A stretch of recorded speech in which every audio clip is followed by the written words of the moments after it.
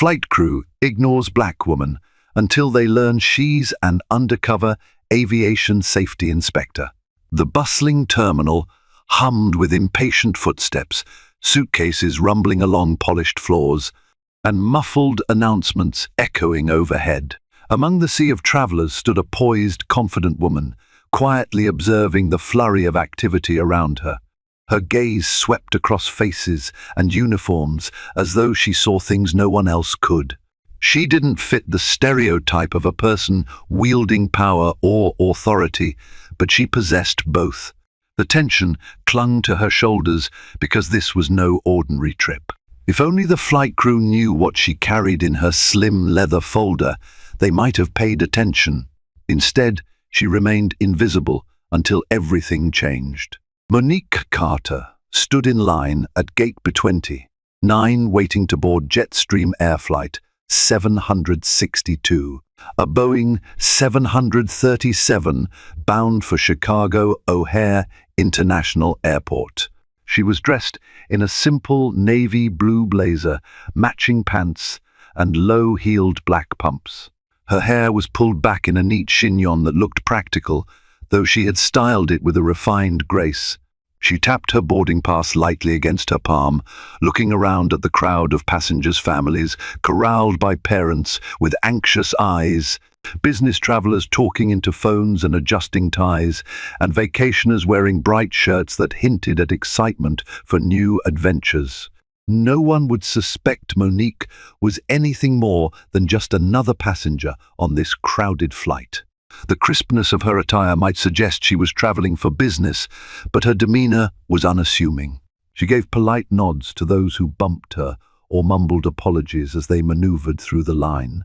Inside, her senses were alert, trained to notice every detail, the location of the exit gates, the flight attendants' expressions, the cleanliness of the seats in the waiting area. Sometimes, just a few clues could reveal an airline's overall attitude towards safety and service. Monique had been assigned by the Federal Aviation Administration (FAA) to conduct an undercover assessment of Jetstream Air. While the airline had a decent track record in maintenance and timely flights, there were rumblings, complaints piling up quietly, rumors of questionable treatment of certain passengers, staff morale issues, and questionable compliance with safety drills. It was enough to warrant a covert inspection, and Monique's presence was the key to verifying these concerns.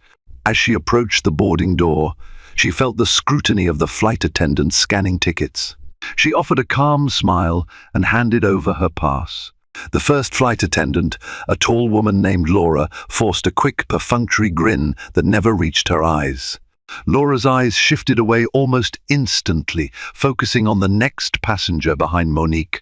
Monique quietly noted the behavior. No warm greeting, no effort to establish any rapport. This might have been standard, or might have been a clue. She didn't want to jump to conclusions, so she simply walked down the jet bridge and onto the plane. The cabin was arranged in a 3-3-seat configuration, typical for a Boeing 737. Monique had seat 12A, a window seat just behind the wing. She found her seat, stored her carry-on in the overhead bin, and sat down. Immediately she noticed a faint layer of dust on the window's inner frame and a stain on the seat cushion. Minor details, but she mentally catalogued them. Cleanliness, after all, was part of an airline's brand and indicated the thoroughness of ground crew practices. Next to her sat a middle-aged woman wearing a floral print blouse and reading a travel magazine. She glanced up and offered a friendly smile. "Headed to Chicago for business or pleasure?" the woman asked. "Business," Monique responded with a gentle nod. She had perfected the art of giving minimal personal information while never coming off as rude or aloof. The overhead bin slammed shut abruptly as another passenger struggled to fit his oversized roller bag into the cramped space. 2 rows ahead, a mother tried to quiet an infant who was starting to fuss. Monique sensed a ripple of tension in the cabin, a typical full flight, with travelers wondering if they'd leave on time.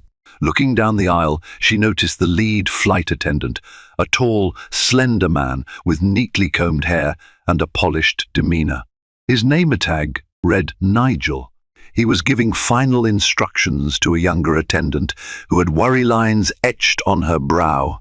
Monique watched them briefly, noting the way Nigel frowned and shook his head. Whatever the younger attendant had asked, the answer was apparently negative. She looked away, appearing uncertain. This seemed unremarkable at first, just typical pre-flight stress.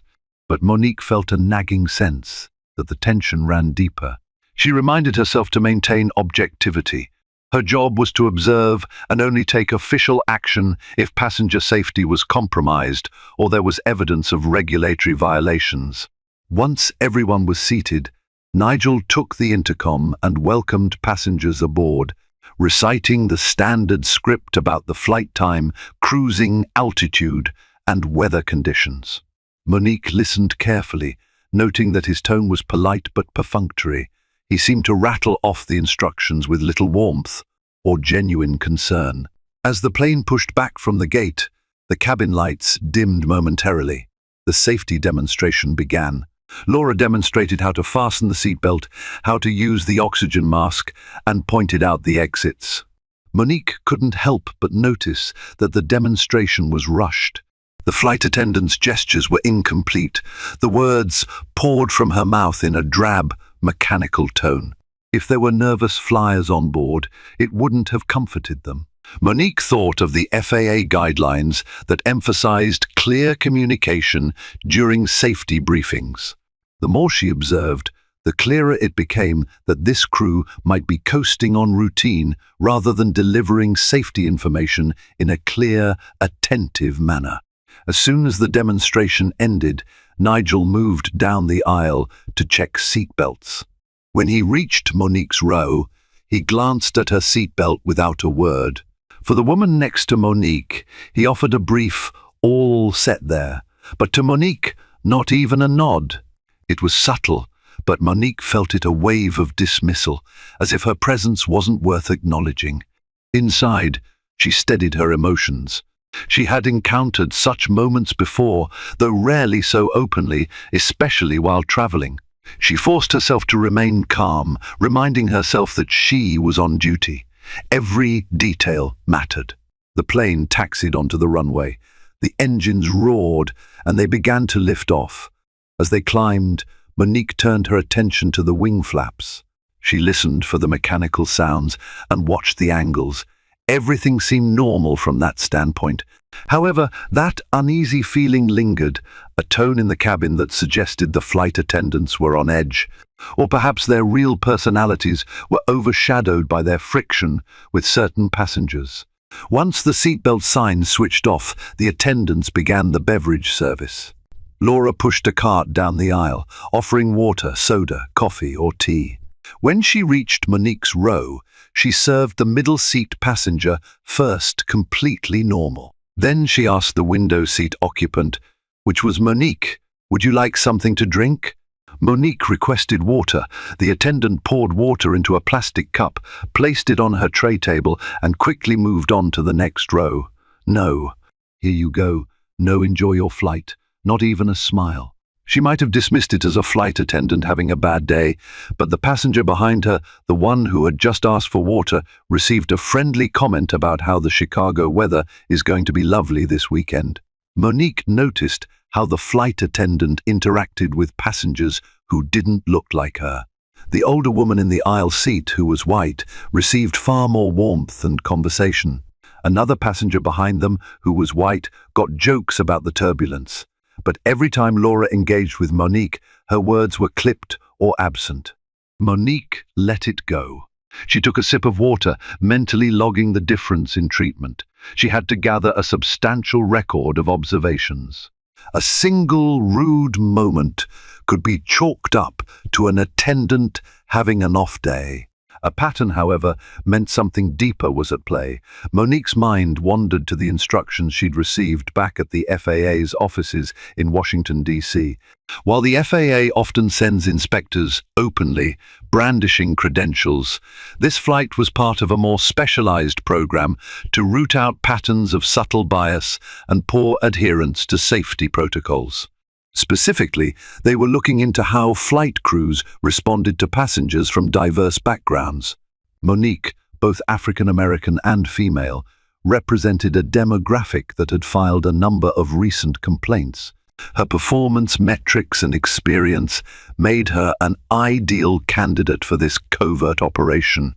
Before becoming an inspector, Monique had earned her pilot's license and worked for years in flight operations. She knew exactly what details to look for, from how emergency equipment was stowed to how the crew handled rowdy passengers or those with special requests. So far, she had documented unsmiling interactions, cut corners in the safety demo, and tension among the flight attendants. These might seem small, but they were puzzle pieces that could form a bigger picture.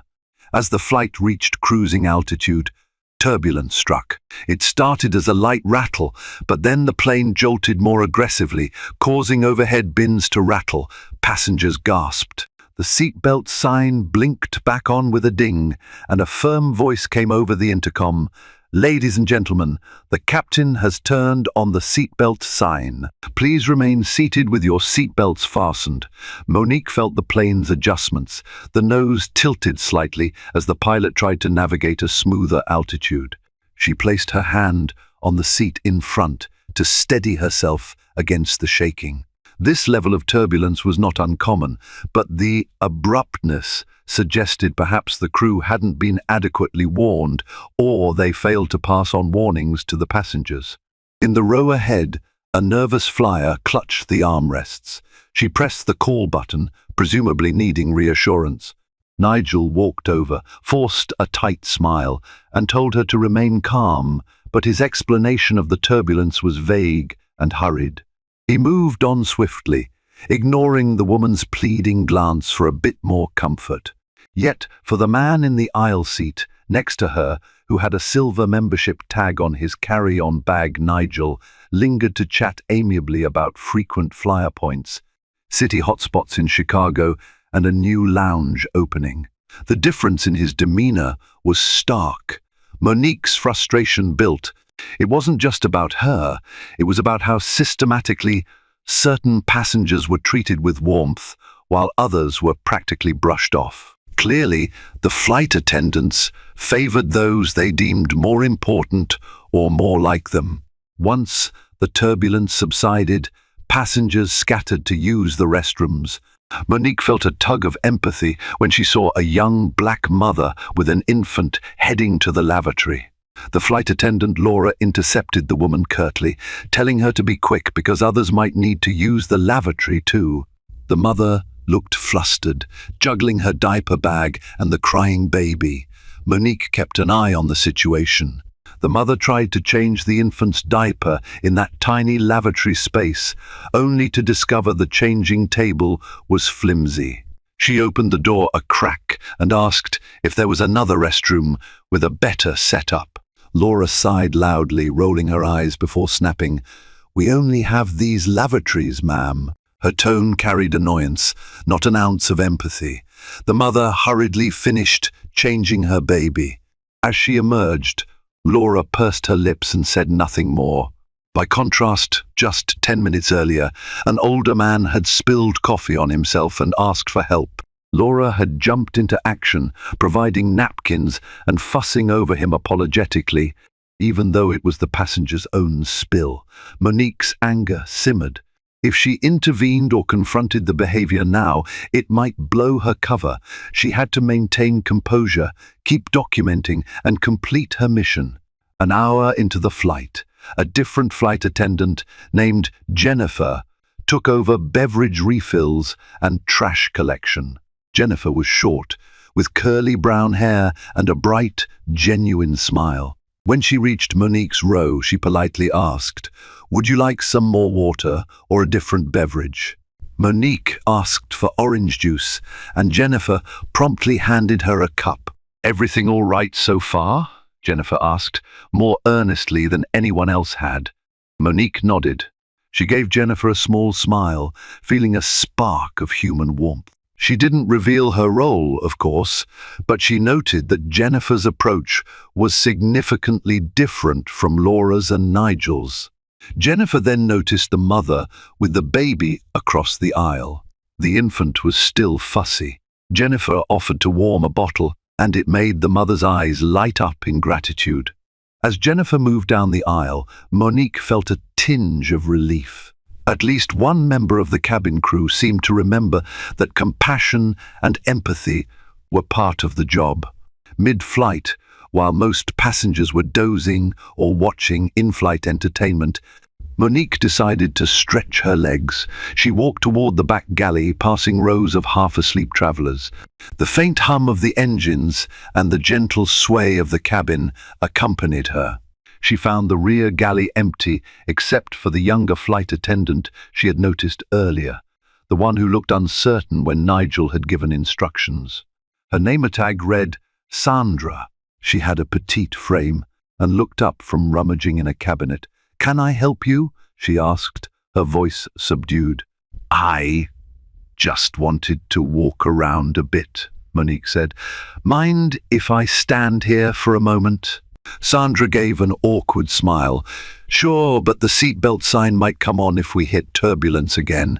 Monique nodded. "I'll keep an eye out." Sandra busied herself with rearranging plastic cups. In a hushed tone, she suddenly asked, "How's the flight for you so far?" Monique answered carefully, "It's all right." "Is everything okay with the crew?" Sandra's shoulders tensed. She looked like she wanted to speak but thought better of it. The pause lingered until finally she said in a low voice, "It's been stressful. Our lead is going through some personal stuff, and we're short-staffed, that's all." Monique recognized the universal sign of an employee who wanted to confide but was unsure if it was safe. Before she could ask more, the curtain shifted and Nigel appeared. He glanced at Monique, then at Sandra, and said, "Sandra, the first need you up front." He didn't spare Monique more than a fleeting glance, one that dripped with silent suspicion. Sandra quickly grabbed her notepad and scurried up the aisle. Monique returned to her seat. It was clear there was tension among the crew, and it was affecting their professionalism. Still, that didn't fully explain why some passengers were treated with courtesy and others were practically ghosts. Monique made a note to observe further. In the next few hours, the subtleties continued. Flight attendants mostly bypassed Monique when handing out snacks unless she specifically asked. They didn't check on her comfort, whereas they checked on others. She watched Laura chat casually with passengers who looked affluent or who matched her demographic: white, well-dressed, or frequent flyers. A few times, Laura made eye contact with Monique, but gave her a dismissive nod, if that. Every time, Monique reminded herself not to react emotionally. She was here to document, not to pick a fight. If she made a scene, she risked being labeled a troublemaker, which could compromise her official mission. She mentally went through the FAA codes, recalling the responsibilities of flight attendants to ensure safety, treat all passengers with respect, attend to needs without discrimination, and maintain a calm environment. She felt a pang of disappointment that such guidelines were being overlooked. She thought of the smaller airlines that took great pride in community and personal service, or the big airlines that hammered home the importance of courtesy and empathy. Jetstream Air, at least on this flight, seemed to have missed the memo. With about an hour left in the flight, the captain announced they might hit another pocket of turbulence while descending into Chicago. Monique tuned in to see how the attendants would handle this. If they were ignoring her because of racial bias, would they also ignore emergency procedures? Sure enough, Nigel and Laura did the bare minimum. They walked the aisles. ensuring tray tables were up and seat backs straight. But when it came to addressing the nervous woman 2 rows ahead, who was visibly trembling, they offered no reassurance. The mother with the baby asked if she should hold her infant in a certain way for landing.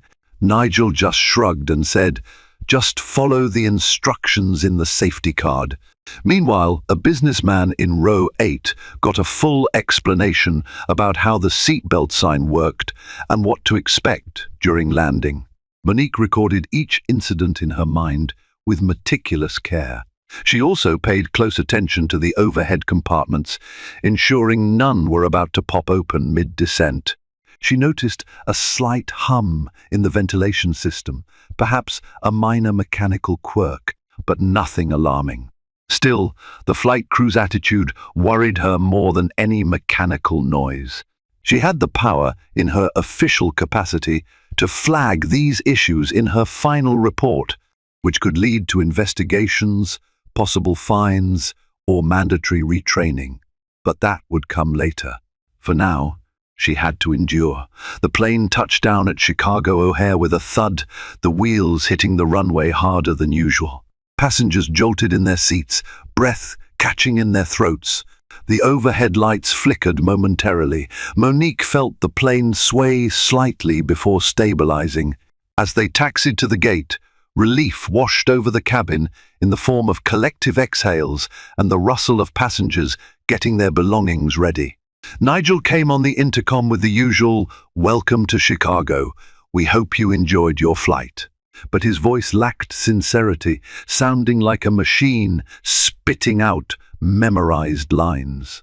Monique wondered how many other people felt the same undercurrent of dismissal and tension she had, or perhaps they were too focused on their own travels to notice. Upon disembarking, the mother with the baby struggled with her carry-on and the infant in her arms. Laura stood at the door to say goodbye to passengers. When the mother approached, Laura simply turned her head to greet someone else, offering the mother no assistance. By contrast, the man who followed, a well-dressed executive, received a wide smile and an enthusiastic, "Have a nice day!"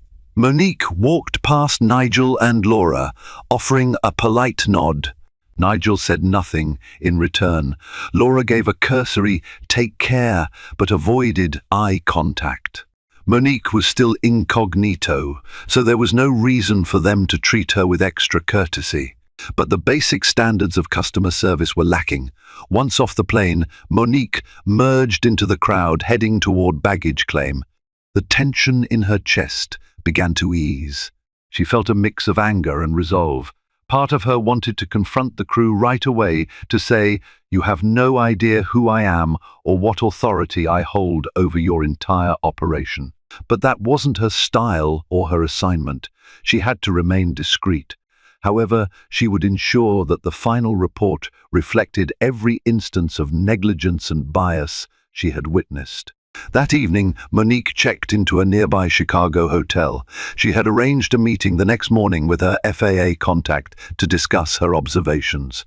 She spent the night typing up her notes on her laptop, meticulously recounting every exchange, every ignored question, every subtle slight.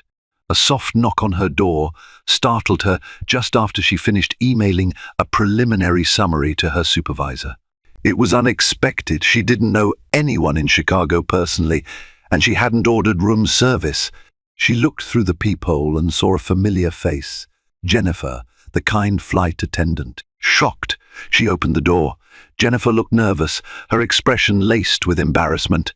"I'm sorry to come unannounced. I saw you in the lobby earlier. I recognized you from the flight. Could I talk to you for a moment?" Monique let her in, her mind racing. Had she been identified? Jennifer seemed flustered. "I'm not supposed to do this, but I noticed how you were treated on the flight. I saw how Nigel and Laura acted, and I wanted to apologize. It isn't right." Monique quickly reassured Jennifer. "I appreciate that. You didn't have to come here." Jennifer hesitated, wringing her hands. "Something's off with this crew, especially Nigel and Laura. They have certain prejudices. Even Sandra gets bullied by them." She's just too scared to say anything. It's been creating a terrible atmosphere on the plane. I saw how they neglected you and that young mother, and I can't just keep quiet about it." Monique listened carefully, her heart pounding. This was exactly the kind of internal testimony that could confirm her observations, but she had to tread carefully and maintain her cover. "I'm just a passenger. Why are you telling me this?" Jennifer shook her head. "I can't explain it, I just felt compelled. You seemed so calm. You never complained or asked to speak to a supervisor, even though you had every right to." I guess I just wanted you to know that not all of us are like them." Monique offered Jennifer a chair. "You should consider reporting this to your management or the FAA." Jennifer sighed. Management turns a blind eye. Nigel has a good track record with sales and upselling seats. Laura is well liked by the higher-ups for her longevity. I'm the newbie. If I speak up, I'm afraid I'll lose my job. Monique felt torn. She wanted to reassure Jennifer that the FAA took such complaints seriously, but she also didn't want to blow her cover yet. If something truly violates regulation, it's your right to report it confidentially. Jennifer nodded, tears brimming. "Thanks for listening. I'm sorry to disturb you. I just needed to clear my conscience. I'll let you rest now." Before Jennifer left, Monique placed a comforting hand on her shoulder. "You did the right thing by speaking up, at least in a small way. Take care of yourself." Jennifer left, looking marginally relieved. Monique closed the door, a swirl of emotions in her chest. This was more than just a single flight with a grumpy crew. There was a culture at play, a culture that allowed prejudice, favoritism, and disregard for certain passengers. She knew that her final report would be lengthy, but it might not change the hearts of people like Nigel and Laura. Yet, even if it led to mandated training or reassignments, that would be a start. The next morning, Monique met her FAA contact, Felix Ramos, in a small conference room at the FAA's Chicago field office. Felix was a seasoned investigator with graying temples and keen eyes. He greeted Monique warmly and offered her coffee. "How was the flight?" he asked, leaning back in his chair. Monique's jaw tightened. "Worse than anticipated. There's definitely an issue with the crew's attitude. Bias, negligence of certain passengers, and minimal adherence to some safety procedures." Felix nodded gravely. "We've had sporadic complaints about Jetstream Air's cabin crew practices, but we needed proof. This flight was a test run for a deeper look. I need details." Monique handed him a typed report, along with a digital file containing her notes. She explained the pattern, how Nigel and Laura were polite and chatty with some passengers while ignoring or being brusque with black passengers or those who seemed less affluent. She recounted the rushed safety demonstration, the minimal responses to safety concerns, and Jennifer's late-night visit, which confirmed the toxic dynamic on board. Felix skimmed through her report, his brow furrowed. "This is serious. The FAA can fine the airline or mandate retraining, but it depends on how high this goes. If it's just 2 attendants, that's one thing. If the entire management culture tolerates it, that's another." Monique nodded, tension swirling in her gut. "We need to find out if this is an isolated incident or systemic. I believe Jennifer's testimony points to a deeper problem, but she's scared to come forward." Felix placed the papers in a neat pile. "We might have to schedule another inspection unannounced. Your account is thorough. We'll compile everything and send it to the relevant department. For now, consider your part done. You'll receive an update soon." Monique stood to leave, feeling a weight lift off her shoulders. She had done her duty, and the FAA would handle the next steps. Still, she couldn't shake the feeling that the crew might get wind of the investigation and continue harming unsuspecting passengers. She wanted resolution and, frankly, a dose of karma to remind them that no one is above treating others with basic human decency. A week later, Monique received a surprising assignment. She was asked to conduct a second covert inspection on the same airline, Jetstream Air, but a different route this time, from Chicago O'Hare to Denver International. This was unusual so soon after her first mission, but evidently the FAA wanted to compare experiences.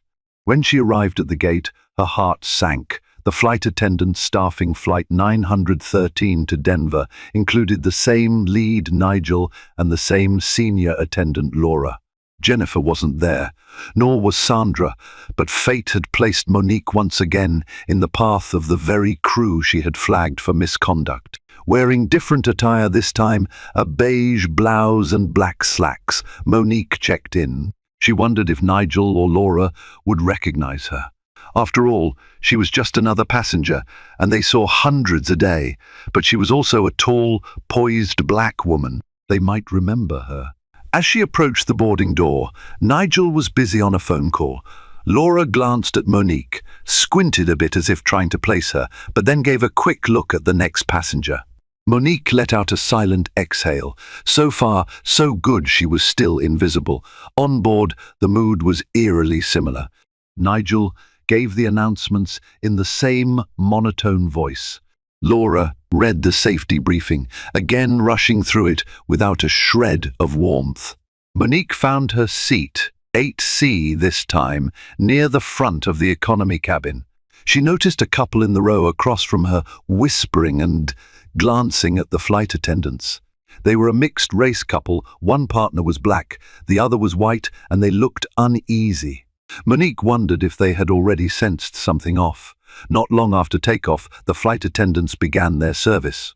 Nigel passed by with the snack basket, handing out pretzels to the passengers in the first few rows. When he reached the mixed-race couple, he barely slowed down, placing the basket at the edge of their seat row without making eye contact. They fumbled awkwardly for the snacks. Then Nigel moved on to the row behind them, smiling and joking with a pair of young white travelers about the scenic views of Denver. Monique's stomach churned. It was the same blatant pattern of selective courtesy she had witnessed on the previous flight. The cynic in her realized they had no fear of consequences. They must have felt secure enough to continue these microaggressions. When it was Monique's turn to request a snack, Nigel didn't even meet her eye. He thrust the basket in her direction. "Pretzels or cookies?" he said flatly. "I'll have the pretzels," Monique responded quietly. He moved on without a word. The passenger seated next to Monique, a young woman in a business suit, received a polite, "Would you care for anything else, miss?" right after. Monique recorded every detail. Part of her bristled with anger at their audacity, but she kept calm. She was determined this time to see just how far this would go. About 30 minutes into the flight, an older gentleman seated diagonally across from Monique pressed the call button. He was coughing heavily and his face appeared flushed. Laura arrived, but her approach was unhurried.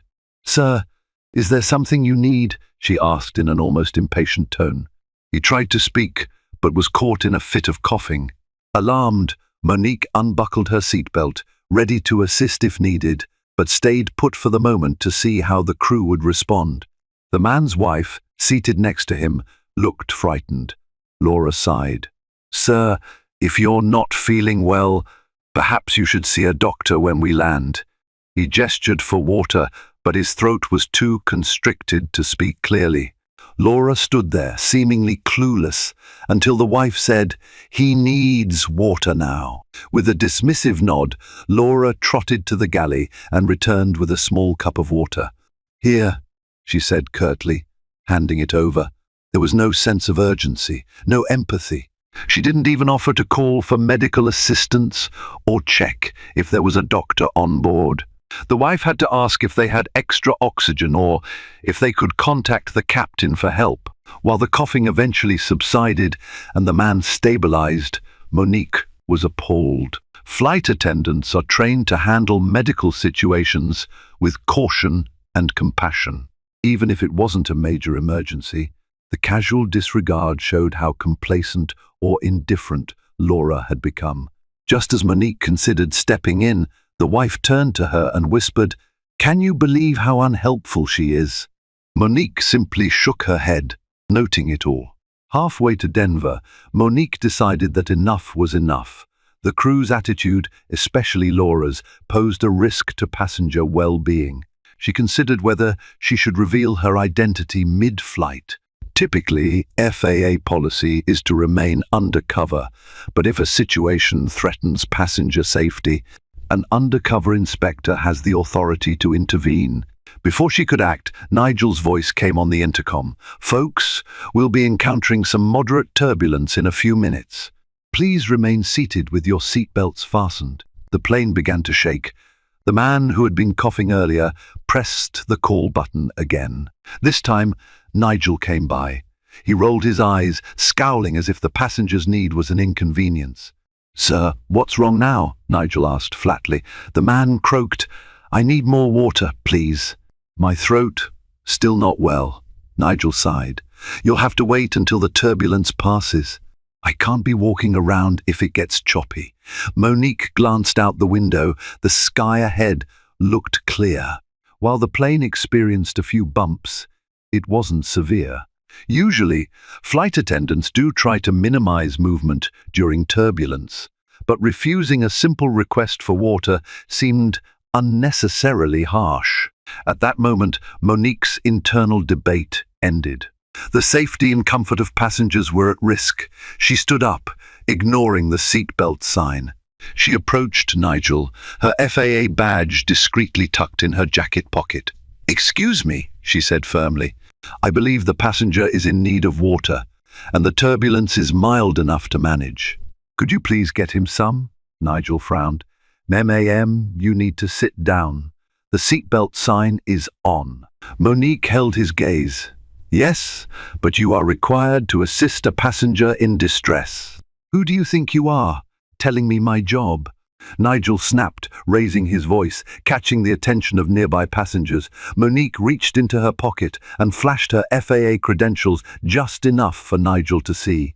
In a quiet but resolute tone, she said, "I'm an FAA Aviation Safety Inspector, currently conducting a covert review of this airline's in-flight procedures and conduct. And I'm instructing you to bring the passenger water now, or I'll have to report your refusal as a direct violation of your duties."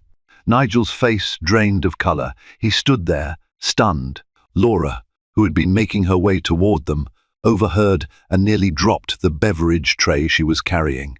Passengers nearby began to murmur, some even letting out audible gasps. With trembling hands, Nigel turned and hurried to the galley. Moments later, he returned with water and offered it to the ailing passenger, this time in near silence. Monique remained standing, watching. She could feel her own heart pounding, but she kept her composure. The tension in the cabin was palpable. It was as though the very air had turned electric with shock. Once the passenger was taken care of, Nigel leaned in close to Monique, his face twisted with anger and embarrassment. "Why didn't you tell us before? This is totally out of line." Monique stared him down. "I'm not obligated to announce my identity when conducting an inspection. Your responsibility, regardless of who is watching, is to treat passengers with respect and adhere to safety protocols." Laura appeared at Nigel's side. Her expression was a mix of panic and fury. "We could have provided better service if we'd known we were being inspected," she hissed under her breath. Monique's eyes narrowed. "That's exactly why these inspections are covert. Passengers should receive proper care and respect at all times, not just when you suspect an official is on board." Now, many passengers nearby were watching intently. Some pulled out phones, possibly recording. The tension was thick enough to slice with a knife. As if in a final show of defiance, Nigel sniffed and said, "Well, you've seen us at a bad time. We're short-staffed and the turbulence is unpredictable. Don't jump to conclusions." Monique maintained her calm. "I've been on 2 flights with this airline in the last week, both under your supervision. This isn't a one-off situation, and I have plenty of documented evidence. Now, Kindly return to your duties. We will address this matter formally once on the ground." Nigel and Laura exchanged a look, then retreated up the aisle. Monique sat back down, heart pounding. She could see passengers smiling or nodding at her in gratitude. One middle-aged woman mouthed, "Thank you," from across the aisle. Monique fastened her seatbelt, took a steadying breath, and prepared herself for the aftermath. Revealing her identity mid-flight was a big step, but she'd had no choice. The well-being of that coughing passenger and the blatant disregard for safety and courtesy demanded immediate intervention. The rest of the flight proceeded in awkward silence. Nigel and Laura avoided most passenger contact, leaving another attendant who seemed just as shocked to manage basic duties. The seatbelt sign eventually turned off and mild turbulence dissipated. Everyone was waiting for the flight to land, likely anticipating fireworks upon arrival. As they approached Denver International, the captain made the landing announcement. The plane descended smoothly onto the runway. Once the engines powered down at the gate, the seatbelt sign flicked off. No one stood up immediately. It was as though they were waiting to see what would happen next. Monique stood, retrieving her bag from the overhead compartment. She stepped into the aisle, her posture confident, her face betraying no uncertainty. Nigel and Laura were near the front exit, exchanging frantic whispers. When Monique reached them, she said in a measured tone, "I expect full cooperation from you both once we deplane. FAA protocol requires a follow-up interview regarding the incidents on this flight and last week's flight. We'll meet at the gate or in a designated office." Laura's cheeks burned red. She nodded stiffly. Nigel refused to look at Monique. Passengers streamed past, some offering supportive smiles or surreptitious thumbs up to Monique as they left the aircraft. The ailing passenger thanked her profusely. His wife looked ready to burst with relief. Finally, Monique disembarked, stepping into the jet bridge. Two uniformed Jetstream Air representatives were waiting, alerted by the pilot that an FAA inspector was on board and that a serious complaint had been lodged. They invited Monique, Nigel, and Laura to a private lounge area within the terminal. In the lounge, Monique introduced herself formally and presented her FAA credentials to the airline representatives, a supervisor named Carl and a regional manager named Haley. Nigel and Laura stood to the side, their faces taut with apprehension. Carl cleared his throat. "We've received notice from the cockpit that there may have been some issues on this flight." Monique gave a succinct overview, detailing the specific incidents, the disregard for passenger comfort, the subpar safety demonstration, the differential treatment of passengers based on perceived race or status, and the mishandling of a medical concern. She also referenced her previous flight with the same crew, providing a glimpse of her documented observations. Haley's eyes widened in alarm as she listened. She immediately turned to Nigel and Laura. "Is this true?" Nigel stammered. "We did our best under difficult conditions. The flight was turbulent, and we didn't know we had an inspector on board." Laura tried to add, "We're short-staffed. It's been very stressful." Monique interjected calmly, "Stress is no excuse for discrimination or failing to follow standard procedures. Also, your behavior toward other demographics suggests you're not short on time or attention, just selective in whom you give it to." Haley and Carl exchanged looks. Haley then said, "We will have to conduct an internal investigation. It's possible we'll place you both on administrative leave pending the outcome." Nigel's jaw dropped. Laura's face twisted in panic. "You can't do that. I've been with this airline for over 10 years.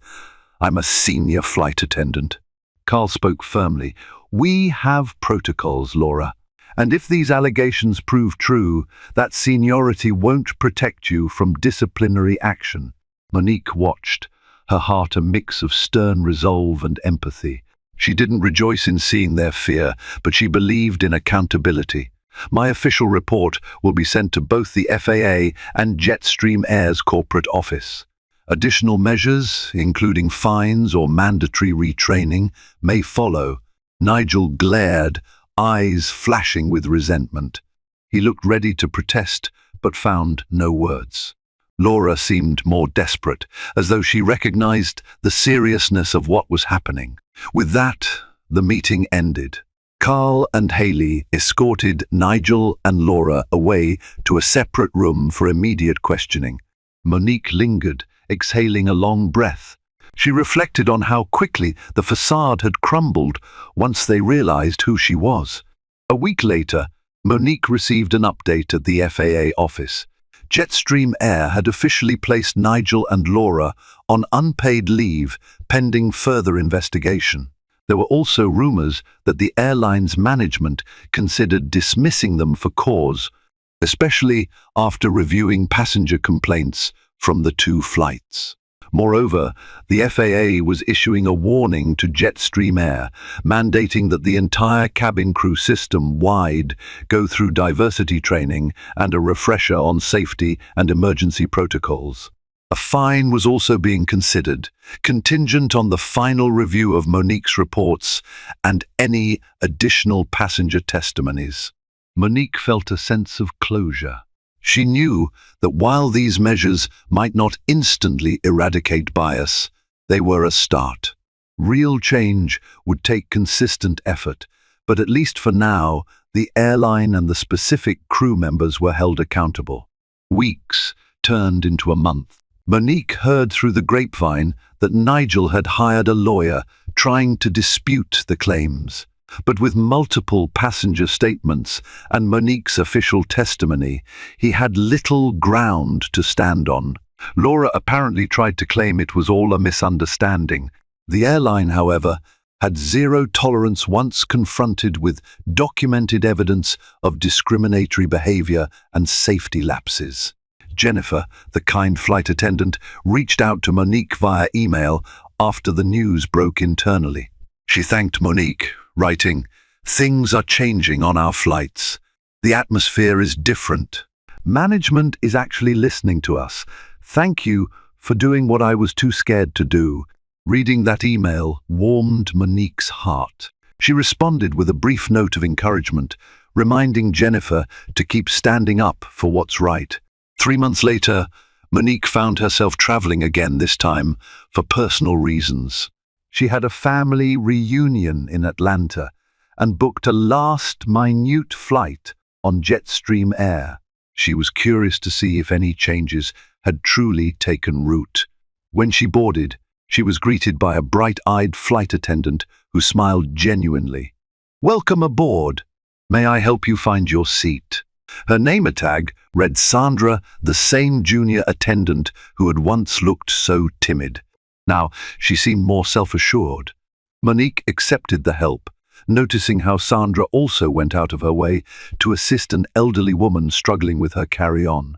She walked down the aisle, saw Jennifer serving drinks with that same friendly warmth, and observed a new lead flight attendant, an older man named Mark, kindly guiding a group of anxious first-time flyers. The energy was palpably different. When Sandra recognized Monique, her eyes flickered in surprise. She opened her mouth as if to say something, then just smiled. They shared a silent understanding. Things had changed, and Monique had played a part in that transformation. As the plane soared above the clouds, Monique stared out the window, reflecting on her journey. She remembered that first flight, how invisible she felt, how poorly certain passengers were treated. She recalled the second flight, the medical scare, and revealing her identity. Then the cascade of consequences. It hadn't been easy, but it was necessary. Looking around, she saw flight attendants calmly helping passengers, checking seatbelts, and giving clear instructions. Sandra's voice came over the intercom, explaining the arrival procedures with care and a hint of pride. It was a dramatic shift from what Monique had experienced just months earlier. Karma had indeed delivered a blow to those who treated passengers with bias and disdain. The airline had been forced to confront the problem, and in the end, not only were Nigel and Laura held accountable, but the entire culture of the company seemed to be moving toward genuine improvement. Monique allowed herself a small smile as she realized how one person's determination and the backing of a powerful agency like the FAA could expose wrongdoing, create ripple effects, and inspire better treatment for all. This story reminds us that injustice can persist until someone steps in to challenge it head-on. When Monique chose to reveal her role as an FAA aviation safety inspector, she shattered the walls of apathy and prejudice within that flight crew. Her covert missions, thorough documentation, and unyielding sense of responsibility led to accountability for Nigel and Laura. More importantly, it sparked a cultural shift in how Jetstream Air treated its passengers regardless of background or status. If you found yourself cheering for Monique, or if her story resonated with your sense of fairness, help spread the word. Share this video, hit that like button, and subscribe for more eye-opening stories. By doing so, you become part of a community committed to unveiling hidden truths and standing against discrimination. Together, let's ensure that everyone, no matter who they are, is treated with dignity and respect in the skies and beyond.